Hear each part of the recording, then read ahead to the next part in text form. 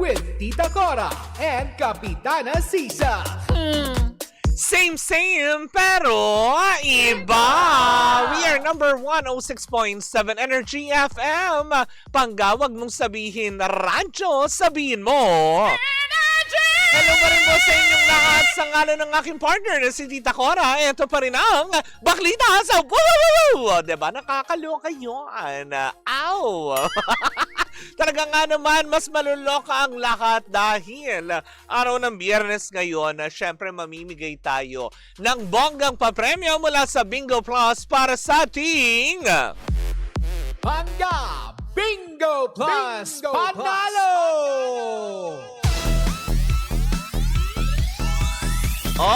Diba? Nakututukan mo na ito dahil kung gusto mo magkaroon ng dagdag budget for the weekend, diba, na nakakaloka. Naku, ito na pagkakataon mo dahil instant 500 pesos ang pwede mo makuha. Sakali nga naman na ikaw ang maswerteng magiging caller para sa ating Panga Bingo Plus Panalo Lucky Card of the Day na kailangan mo lang tandaan at titigan na mula sa ating Pinoy Drop Ball.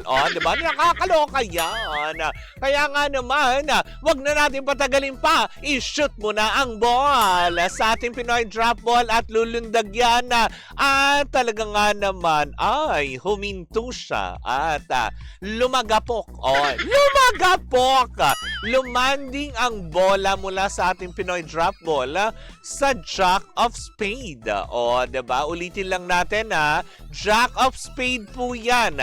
Ayan, para sa programang Baklitas, dapat lang po ninyong tandaan yan dahil mamayang gabi kapag nagbigay na ng hudya at si Kuya Chico, kung saan at kailan kayo pwedeng tumawag at pag nagpaigot siya ng roulette at matapat sa programang Baklitas, kailangan nyong masabi ang Jack of Spade para makuha nyo ang 500 pesos na premyo on air. At kung ikaw naman din ay siswertihin at nakatutok ka sa ating Facebook, may additional 500 pesos ka na pwedeng mapanalunan kung siswertihin kang mapili muli. Diba? Na nakakaloka. Well, wala namang masama. Sabi nga nila, diba? Better try your luck.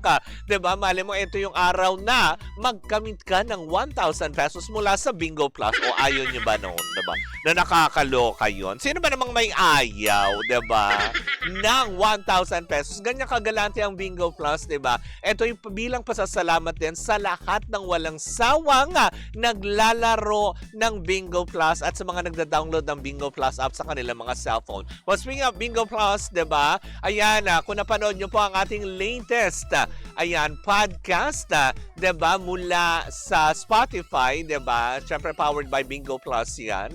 Diba? Yung ating, kung magano to, yung sinong tunay na baliw. Diba? Yan yung episode natin na ipinilabas etong Wednesday lamang. Kung hindi ka pa nakakapanood, diba, ito yung may kinalaman sa mga issue ng mga taong may dinaranas sa kanilang mga mental health. Kung paano ba natin dapat silang unawain at intindihin well, panoorin nyo po ang episode na ito na for sure mababago na ang tingin nyo at hindi nyo nasasabihin sa mga tao na ang arte-arte naman yung may mga ganun level ka. Well, panoorin nyo yan. At syempre sa darating na Miyerkules, ayan, diba? Tungkol naman sa mga kababaihan na namamayagpag sa larangan ng pagninegosyo, diba?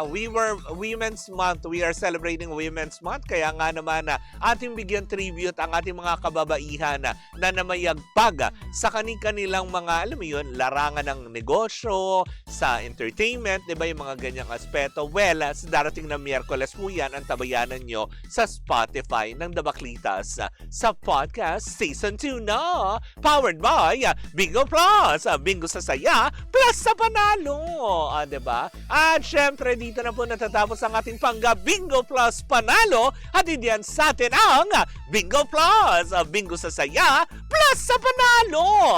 Bye, Bing Bing! So, eto na nga ang chika. Sabay ganun kagad. May chika kagad ang bakla. Hindi ba nga natatapos, di ba? Ng bongga. Pero eto na nga. Ang aking nabalitaan na ayaw naman din talaga magpaawat. Oo. Dahil ayon sa aking bubuit. Hoy, wala kang bubuit! Grabe na. Well, eto yung akin na chika. Kasi nga naman, di ba, alam naman natin ngayon na inilunsad na, di ba, kamakailan, nag-media launch na ang mga hurado ng Pilipinas Got Talent, di ba, ng bongga, kung saan nga naman naging controversial. Ang naging kasuotan doon ni Catherine Bernardo, di ba, may pagilid. Di ba, ang Catherine may pa-sexy. Akala ko nga, akala ko super buds yung ate na, di ba? Pero kakaiba yung kanyang gown kasi nasa gilid, di ba, ang biyak. Pero yung kabila sarado naman. Kumbaga nasa kaliwang parte ng kanyang pigi. Wow, may papigi! Di ba? Pero ang ganda doon ni Catherine, in fairness, di ba? Kung nasaksihan nyo. Well, di ba, alam naman natin na ang mga talagang kurado ay si FMG, si Donnie Pangilinan, si Miss Eugene Domingo, at Miss Catherine Bernardo. Na kung saan nga naman ang in-expect ng lahat ay makakabilang doon si Meme Vice Ganda. Pero etong nasagap ko, kaya daw pala may pagtanggi. Diba? May pagtanggi daw. Ito'y pwedeng kumpirmahin ng kampo ni Meme Vice. Kaya naman daw pala tinanggihan ang pagiging kurado sa naturang Pilipinas Got Talent kasi ipupush pala ang pagpapalabas muli at pagbabalik sa ere ng Gandang Gabi Vice. Na kung saan nga naman sabi ng ilan daw ngayon ay para bang may bagong mukha na ang Gandang Gabi Vice logo ni Vice Ganda. At nachichismis pa nga na mukha daw yata daw pa lang. Mukha daw yatang ito'y ipalalabas sa GMA7. Posible daw na doon ipalabas. Ay, naku, nakakaloka. Kanino kayong programa yung tatanggalin? Sino kaya ang chuchugihin? Di ba kasi ngayon sa GMA7, di ba? Di ba may mga binawat sila at may mga tinanggal na programa kasi nga nagko-cost cutting kasi nga di ba hindi aminin naman natin, hindi daw nagre-rate, di ba? Walang sponsor na pumapasok, so lugi, di ba? Lugi ang negosyo. Kapag ikaw wala ka kita, di ba? Ikaw tanggal na negosyo, di ba? Mga ganyan.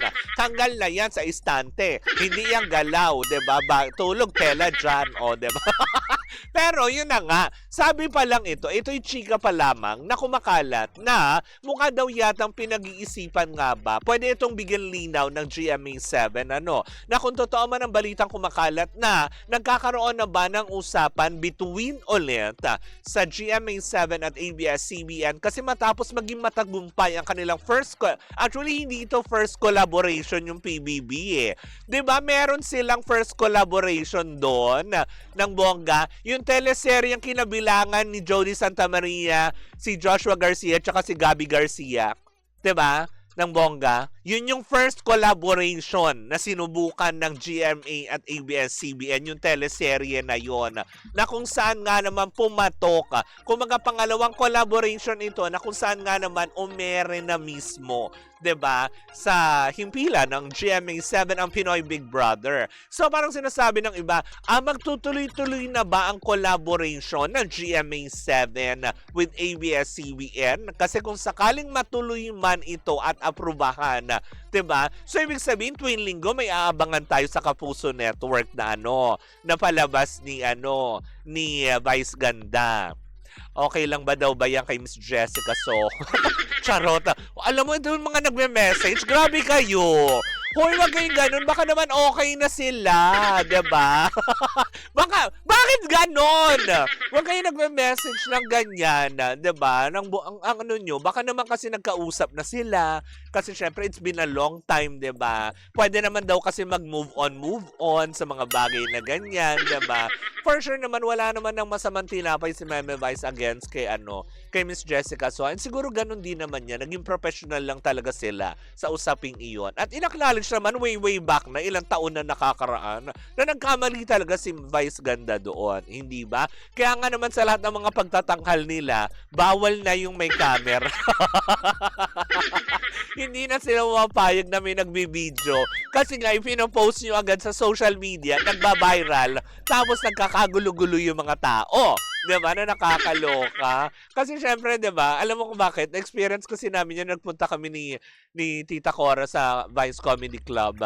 So, pinagbabawal talaga mag-video sa loob habang may nagtatanghal. Tapos, they're doing their skit, diba? Kasi nga naman, totoo naman, kung parang ano lang, good vibes lang naman yun eh.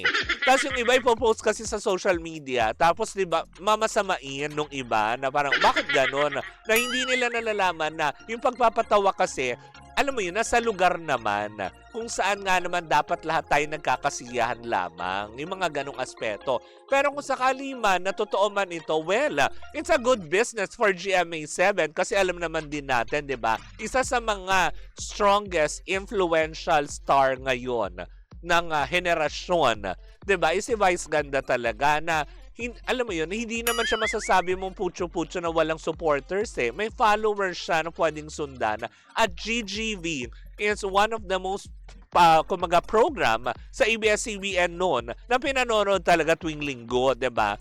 Di nga matalo ng mga programa ng GMA7 yun eh, pag GGB na, 'di ba? So what more ngayon, kung sakaling ipapalabas man sa kanila yun, then why not? 'Di ba? At least makakatulong pa din ito sa expenses ng GMA7. At the same time, profit ito. 'Di ba? Kasi nga 'di ba na chismis nga na medyo lugi nga daw sila last year ng bongga. O 'di ba, baka naman alam mo 'yon, makatulong ito para mag-generate ng income, then why not? Kung business wise, 'di ba? Pero syempre yung iba sasabihin na naman nila, 'di ba, na parang tipong ay, bakit ganun? Bakit ganyan? Ang dami na namang eme, 'di ba? Yung ganyan na. Sabi ni Russell Vargas, Unbreak My Heart. Yun yung teleseryeng first collaboration ng GMA7 nang alam mo yon, ipahiram din nila yung kapwa mga artista nila na ginawa nila yun. O, diba? It was a very, very nice teleserye. Hindi ba? Yan, na nakakaloka. But anyways, diba? Kung matuloy man, diba? Abangan na lang natin, 'di ba? Kung totoo man yung balita, ay mapapanood din naman natin. For sure maglalabas naman ng official statement ang GMA7 patungkol dito. Kung wala naman, di antayin natin. Ang importante, sure daw na meron. Yun daw ang sabi, ha. Kasi nga kaya nga niya tinanggihan ng PGT kasi nga gusto niyang buhayin or gusto niyang, alam mo yun, muling mag-host for GGB. Kung totoo man yan, ay sama-sama pa rin natin yan sa napakatutukan sa takdang panahon. O, diba? Pag nagbigay na ng go signal si Big Brother.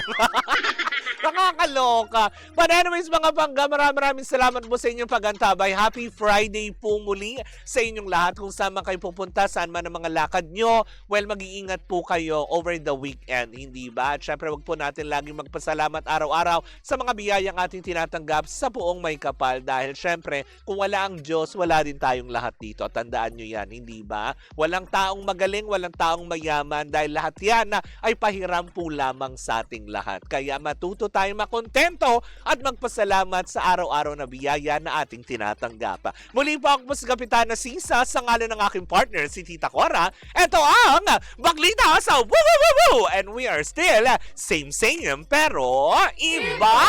Tuloy-tuloy pa rin po ang ating tugtugan. Siyempre, dito po lamang yan sa number 106.7 Energy FM. Panggawag mong sabihin radyo, sabihin mo